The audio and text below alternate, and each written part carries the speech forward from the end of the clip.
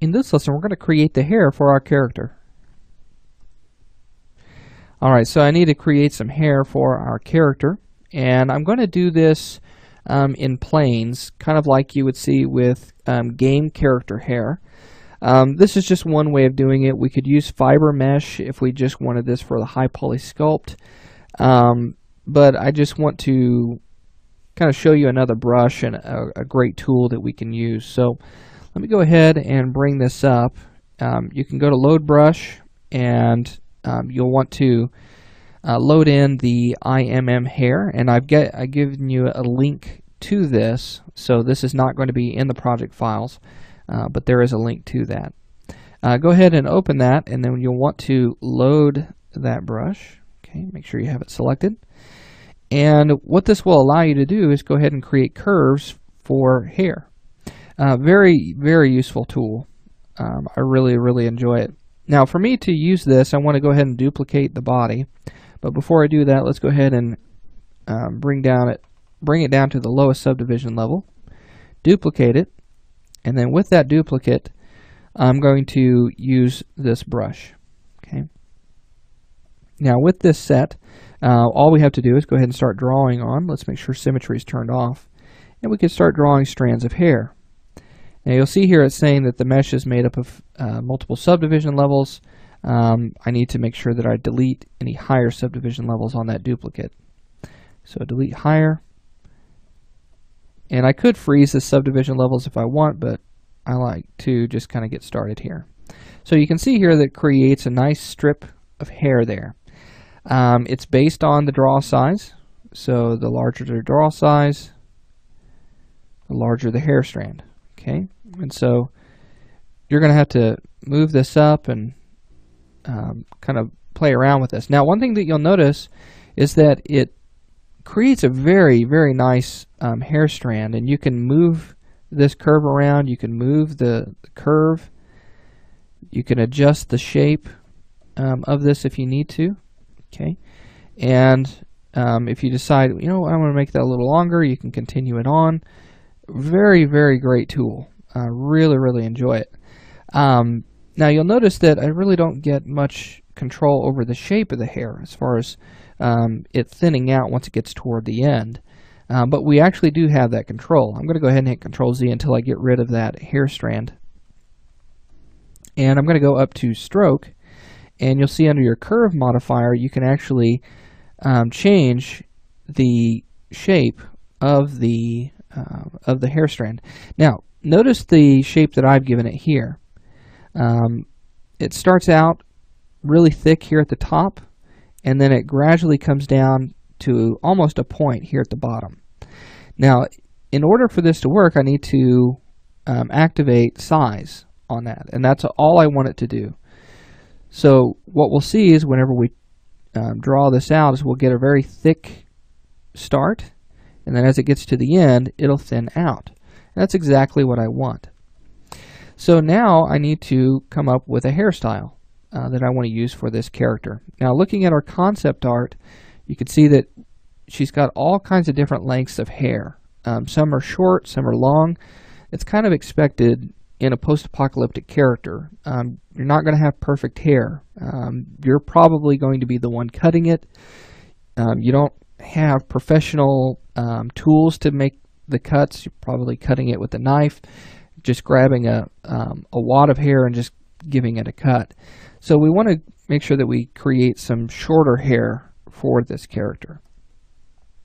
So I'm going to come in and I'm going to start by creating just kind of a main tuft of hair. Okay, I'm just kind of coming across. And then if you need to, you can always come in and you can move it a little bit. So I'm just kind of bringing this in and moving this around, making sure that that stays there. Now, if you are happy with the beginning point of your hair, you can always come back up to Stroke, and I believe under Curve Function, curve lock start. There we go. And so now whenever you start moving this around, you'll notice that it's stuck in that one point there. And so that can be very helpful if you're moving this around. You don't want that to change from there. Now remember, just like from before, if you take your draw size up and you click on that line, that will increase that hair size there. Now this is pretty good to get started out with, and then you'll gradually draw that down lower and lower until you get into finer strands of hair. So I'm just going to continue to draw this. Now notice that what's happened is that it's replaced that original piece of hair. Why did it do that? Well, we didn't stop the editing of this curve. So what we need to do is we need to click on the surface of our body, and then we'll come in and we'll start a new line. Okay, so just like that. And then again, I'll just come in and I'll start to shape it, put it all together. I'll bring my draw size up, click on that one time, and there we go. Okay, and I like to work this way. I like to do a smaller draw size to begin with. And whoops, let's make sure we click on the surface of the scalp there. I like to get a draw size that I can work with, and then I will determine if that is big enough or not. Draw up my draw size, click on that again, and then do any modifications that I need to do to the character. Okay, so do something kind of like this, and then we'll come in and we'll start filling out the rest of the hair. Oops, and I keep forgetting that, even though I've already warned you about it. Bring the draw size up, make that a little bit larger,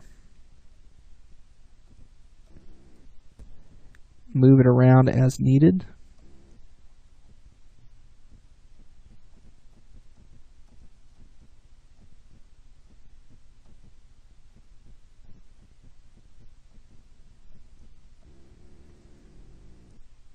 Okay, and just kind of making some movements, trying to fill in different areas of the hair of the scalp.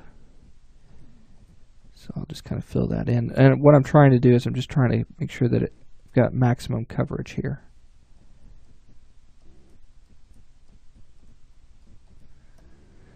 Okay, so something like that. And then bring that draw size down. Come across the back of the head. Try that again. There we go. Just kind of put this into position, and then bring our draw size up. Click on that. Maybe that was a little too much. Try that again. There we go. So we've got a nice curve there. Let's try another one here. And we'll just start covering the head, and then you can just pull it out, give it a little bit more volume in certain areas if you like. I think I like that overlapping like that.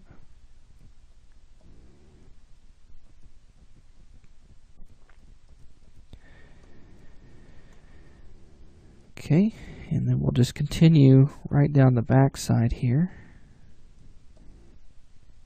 adding more and more of these as we go. Now, if you happen to accidentally click on the scalp and you wanted to do more movement, you'll just have to hit Control-Z and get that back there. Now I want to make sure that the hair is within the hood. And trying to be careful there. Okay, so you may want to go ahead and check that as you go along. So if the hood needs adjusted, you're more than welcome to do that. Okay, so looking good. Let's turn off the hood for right now. I just want to go ahead and start continue on with the hair, just trying to get it to cover different parts. And kind of like this hairstyle where she doesn't have anything on one side of that. That could be something that we see, but I'm going to go ahead and try to keep this grounded. And like I said, you're more than welcome to do whatever hairstyle you like. Totally up to you. It's your character. And then, let's see, start seeing some strands coming down. Whoops. Make sure that we end that. Now, the really cool thing about doing it this way and using this brush is that every strand that you create is its own polygroup.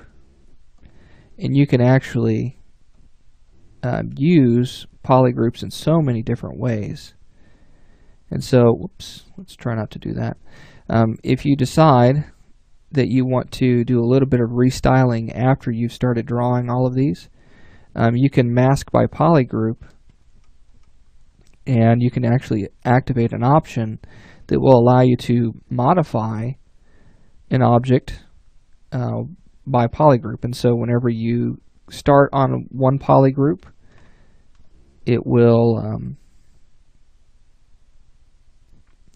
whenever you start on one polygroup, it will stay on that. So any editing that you do will be done to it.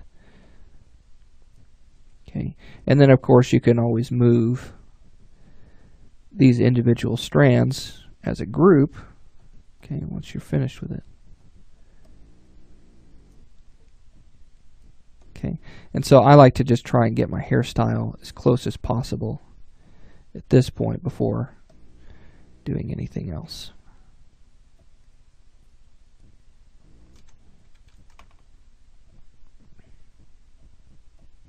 Trying to cover up that spot there.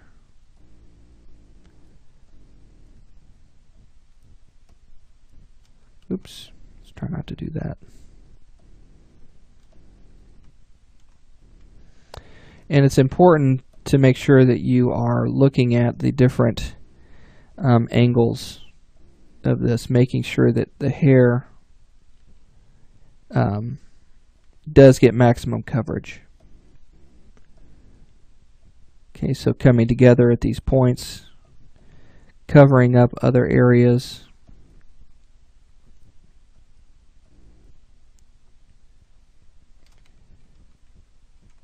And just kind of helping fill the gap.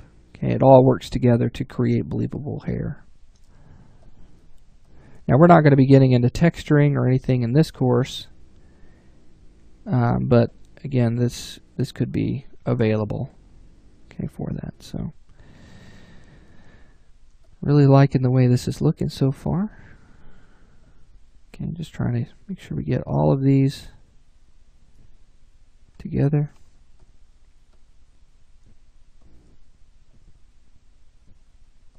And there we go.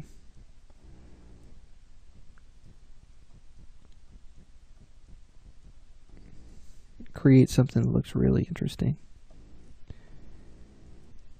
Okay, need another strand here. Oops. Let's make sure we deactivate that. Let's do one more right here, just to kind of help with that.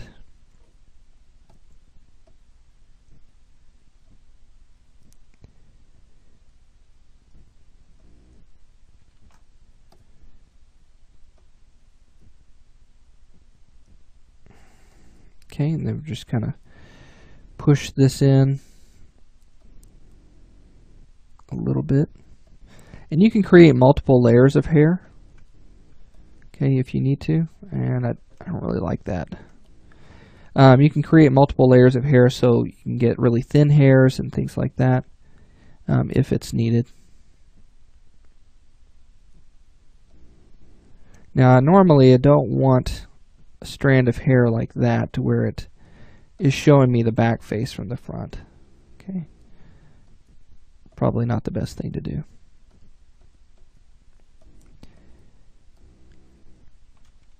And just want to shape that a little bit more.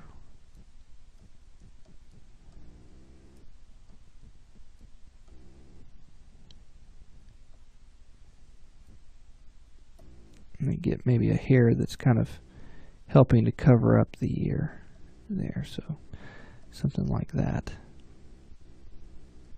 Okay. All right, so once you have some hair in there, I mean, she's got some hair that's kind of wild in different areas, and that's okay. That's kind of the idea. That's what I wanted to get out of this here. So let me actually make one more that's just kind of, it's there, but it just seems like it's much longer than the rest. I just want an uneven kind of hair.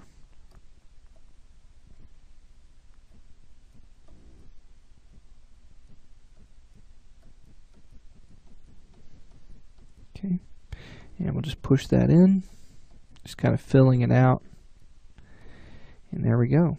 So that's one way of creating hair. And then we come in at this point and we need to break it apart. Okay, and so to do this, we'll go to split, and we're going to split to parts.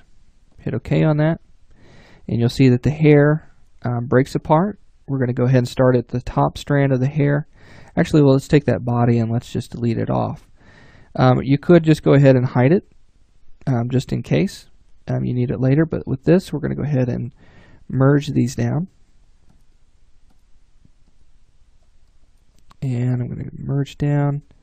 I'm going to go ahead and just say always skip, and just pay attention to what you're merging. And then you'll see all of these hair strands coming together into a group. And there we go. Now we have our hair. And so now we can come in and we can play around with the hood a little bit. We can get that to kind of form a little bit more to the hair. So let's grab our move tool and we'll pull this up. And again, the hood has layers on it because we've added a damage layer. Just simply turn it off and then come in and move this around and get our character's hair to fit inside of that hood. Okay, so that's going to create the volume that we need in the hood. And you'll see that it's really not that much different from what we had before, just a little bit. So that begins to fill out. And then if we take a look at our character, we've got hair on the inside there. We may want to look at the overall silhouette. We may push that hair down just a little bit more. But that's pretty easy to do. We'll simply go to our subtool and we'll go to our hair. And then all I have to do is just come in and start playing with some of these different pieces. So let's make sure that we unmask that. And we'll just move them around. And we'll lay that flat so it fits inside of that hood.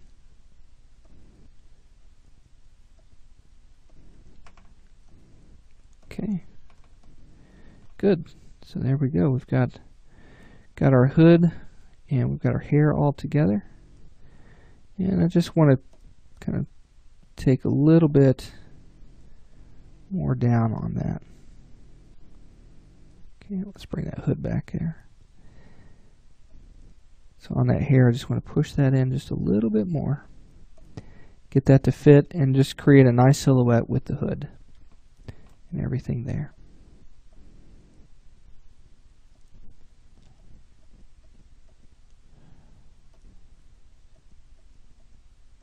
Alright, so now we are finished with the sculpting of our character. Now there could be other objects that you want to bring into this. Maybe you want to create some accessories for the character. You can see here in our concept art we have a backpack, we have some other pieces that could go along with that.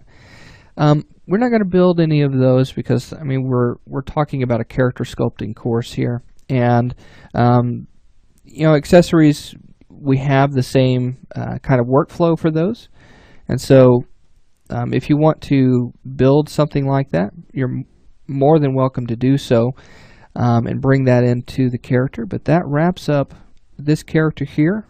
Maybe you could do a little bit more work by adding some damage to some of the other clothing, like the jeans and things like that. But I think we are finished with this character. I hope you learned a lot throughout the course as far as how to work up and change an existing base mesh, adding high level of detail for clothes and different workflows for creating those folds and creating different details in clothing, and how to create a post-apocalyptic character.